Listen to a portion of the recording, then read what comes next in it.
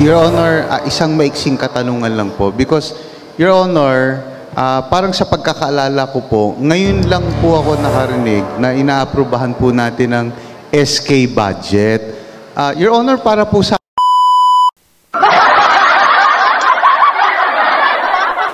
Ano bang nakain ni Sir Philip Lacona? Lumambot na po ba ang bulalo o nabasa lang ito ng ulan? Kayo po ang humusga na lang sa videong ito. Congratulations to SK Federation President. Yan. Iba, yan. Kayo lang po ang humusga sa video ito. So yan po, pag-usapan natin sa video ito. So without further ado, let's begin! Meron po bang tumututol sa mosyon ng punong mayorya? Sapagkat wala pinagtitibay ang mosyon. Ang huli po, ang SK Annual Budget for calendar year 2024 under District 1, 2, 4, and 5. Numungkahi ko po ang talakayan sa hapag ang nasabing annual budget. Meron pong minumungkayan po ng mayorya na talakayin po ang SK Annual Barangay Budget sa hapag. Meron po bang tumututol? Sapagkat wala pinagtitibay ang mosyon. Nasa akin po ang SK Annual Budget for calendar year 2024 ng mga nasabing barangay under District 1, Barangay 6, under District 2, Barangay 241, under District 4, Barangays 473, 483, 514, 518, at sa District 5, Barangay 658, 659-A, 660-A, 687, 694, 697, 699, at 728. Sa tulong po ng ating kagalang-galang na SK Federation President Honorable Juliana Yan Ibay, nabigyan pong notice ang mga nasabing SK Chairman at sila po ay pumirma sa attendance sheet para po sa kanilang annual budget. Minumungkahi ko po na ipagpaliban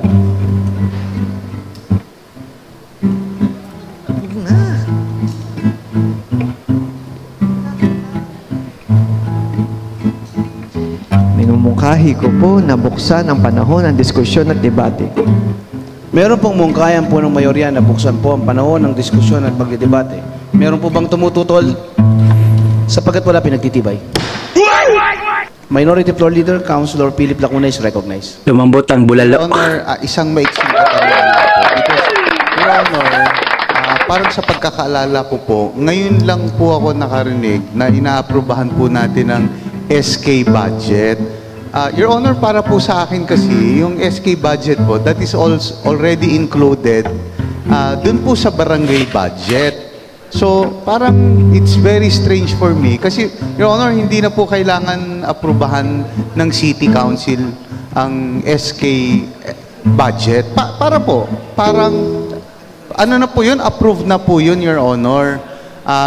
Pag nag-a-approve po tayo ng barangay budget, yung 10% na SK budget is already included in the annual budget of the barangay. So, kaya nagulat lang po ako, Your Honor, pasensya na po, kung bakit pa kailangan aprubahan. So, hindi na po, sa opinion ko po, bilang matagal na rin po naging chairman at consul, hindi na po kailangan dumaan sa City Council yung budget ng SK.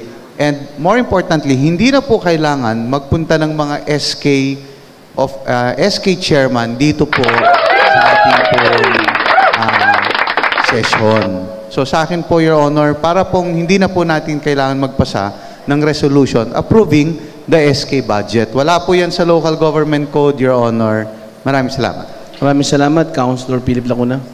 Majority Floor Leader. Ginong Tagapangulo, bagamat ang budget po ng SK, ating mga SK Chairman ay nakasaad na po sa budget ng barangay. Meron pong fiscal autonomy ang mga SK basihang legal ng kung bakit po kailangan ratipikan ng City Council ang SK annual budget.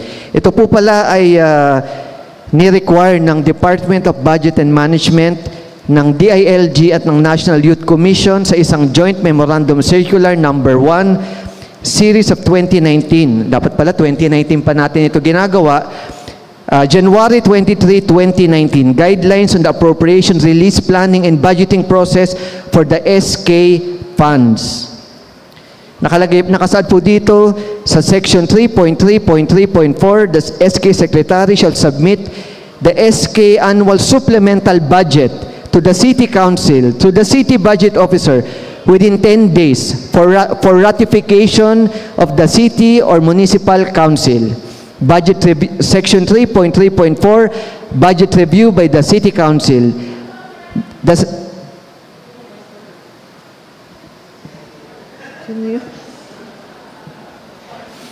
The Sangguniang Panglungsod shall within 60 days upon receipt review and or approve the annual budget of the SK on their compliance with the priority programs, projects, and activities identified under Section 20, Paragraph C of RA number 10742 and with other existing laws, rules, and regulations. So, Your Honor, ito pala ay requirement po ng DBM. Kaya po ang ating budget officer ay pino-forward sa City Council para po sa ating ratification. Minority Pro Leader. And with that, Your Honor, kaya nga po maraming salamat and I submit to the wisdom of our majority floor leader. At buti na lang po ngayon, kasi nagulat nga po, Your Honor. Ang request ko na lang po, Your Honor, hindi naman po tulad ng mga punong barangay na karamihan po talaga. Marami po kasi tayong mga SK, Your Honor, mga mag-aaral o estudyante. Kung sana po, Your Honor, wag na po natin silang i-require na pumunta po dito sa City Hall, Your Honor. Yung sinasabi po natin sa budget ng barangay na pinapupunta po natin yung mga barangay chairman, akin naman po minumungkahi. Sana po, Your Honor, wag na po natin i-require magpunta po yung mga SK chairman. Kasi marami po sa kanila, estudyante, Your Honor, bawal umabsent. Maraming salamat. Your Honor. Thank you. Councilor Tol Sarkan. Thank you po, Your Honor.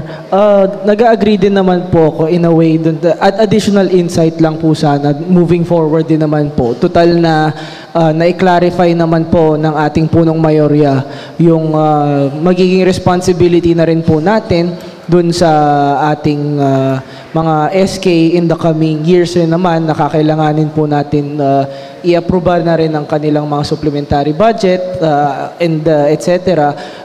Siguro rin naman po, maybe kung ako naman po siguro, tingin ko, kailangan pa rin po natin ng representative kahit papano dun sa SK, kahit rin naman po secretary or any of yung mga ano. Kasi minsan naghahalo rin naman din po may mga ibang mga SK na estudyante tulad po ni SK Federation President natin, Councilor Yanyan. Yung iba rin naman po ay mga fresh grad din naman po na nagtatrabaho din naman po. Pero ano naman po based dun sa observation ko naman po this past term ng mga SK and barangay din naman po natin. Napansin ko naman mas dumami naman po ang mga active na mga SK, kagawad din naman po, secretary and treasurer kada barangay. Siguro ano na rin naman, if gusto rin naman or we let them have the option pa rin din naman po na pwede pa rin po sila bumisita dito at maging parte doon sa mga deliberation natin ng budget. Total, sila rin naman po ay siguro po, yung iba naman po sa kanila, baka maging first time lang din nila makapunta ng City Hall kapag ganun po yung mga ganun po yung agenda po nila, bibisita po sila dito. Ano lang din naman po, suggestion din naman din po yun. So at least moving forward po, alam ko naman din po, iba na rin po ang patakaran din po sa SK ngayon. Total, meron na rin po silang sariling mga honorarium, lalong-lalo na yung mga SK kagawad. So maybe yung meet halfway din naman po. Kung nagagawa din naman po natin sa mga barangay po mismo, kung meron rin naman pong representative na okay lang din naman po from the SK na side of the government, baka pwede rin naman po silang bumisita pa rin din po dito when the time comes lang din naman po. Yun lamang po, Your Honor. Maraming salamat. Punong Mayorya. Ginoong Tagapangulo, minumungkay ko po na isara na po natin ang panahon ng diskusyon at debate. Meron pong pinumungkayan punong Mayorya na isara na po ang panahon ng pagdidiskusyon at pagdidebate. Meron po bang tumututol? Sapagkat wala, pinagtitibay ang motion. Minumungkahi ko po na ipagpaliban ang panahon ng pag-amienda. Meron pong minumungkayan punong Mayorya na ipagpaliban na po ang panahon ng pag-amienda. Meron po bang tumututol? Sapagkat wala, pinagtitibay. Minumungkahi ko po na ipagpatibay ang SK annual budget for calendar year 2024 sa mga nasabing barangay. Barangay 6, Barangay 241, 473, 483, 514, 518, 658, 659-A, 660-A, 687, 694, 697, 699 at 728. Meron pong minumungkayan po ng mayorya na aprobahan na po ang SK Annual Barangay Budget for ang mga sumusunod na barangay: Barangay 6, 241, 473, 483, 514, 518, 658, 659-A, 660-A, 687, 694, 697, 699, 728. Meron po bang pumapangalawa sa mosyon ng punong mayorya? Pinapangalawahan po ni Konsehal Jesus Tagapajardo Jr., Konsehal Lino de la Cruz, Konsehal Irma Alfonso Uson, Konsehal Marjon Isidro Jr., Konsehal Yanyan Ibay, Konsehal Maki Lacson, Konsehal Rod Laksamana, Konsehal Roma Robles, Konsehal Uno Lim, Konsehal Apple Nieto Rodriguez, Konsehal Papu Gozo Pascual, Konsehal Tol Sarcal, Konsehal Terence Alibarbar, Konsehal Miley Atienza, Konsehal Doc Lubichua, Konsehal JTB Villanueva, Konsehal Attorney Lady Quintos, Konsehal Science Reyes, Konsehal DJ Bagaching, Konsehal Boyisip, Konsehal Chari Ortega, Konsehal Philip Lacuna, Konsehal Fog Abante, Konsehal Lou Biloso, Konsehal Elmer Par, Konsehal Lay Lacuna. Meron po bang tumututol? Sapagkat wala pinagtitibay ang motion. Ginoong Tagapangulo, wala na po tayong pag-uusapan. Minumungkahi ko po na ibalik ang ating alituntunin. Meron pong minumungkayan po ng mayorya na ibalik na po ang ating alituntunin. Meron po bang tumututol? Sapagkat wala pinagtitibay ang motion. Minumungkahi ko po na tapusin na po natin ang sesyon. Meron pong minumungkayan po ng mayorya na tapusin na po ang sesyon. Meron po bang tumututol? Sapagkat wala pinagtitibay ang motion.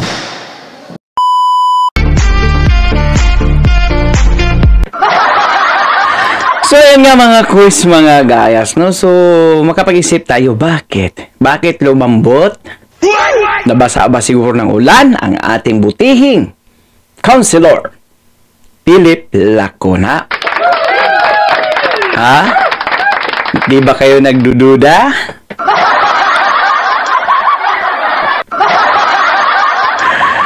Sa tingin ko, wala lang siyang ano dyan. Wala siyang paki dyan. Kasi ang talagang pinopost niya, di ba, yung budget na si 20 milyones. O, di ba? Nakaraan pong video natin yun. Napag-usapan natin yun mga quiz magayas na minamadali niya talaga. Kaya siguro ngayon, ayan, feeling hero po. Feeling hero.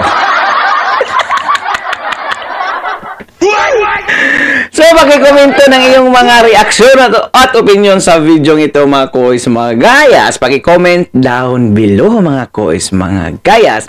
At dahil umabot po kayo sa dulo ng ating video, may karapatan po kayo mag-lectures and subscribe. So, for now, I'm Gan Manila. God first, God bless all. Peace. Our hearts beat to the city streets. We began to feel the fire. We rise like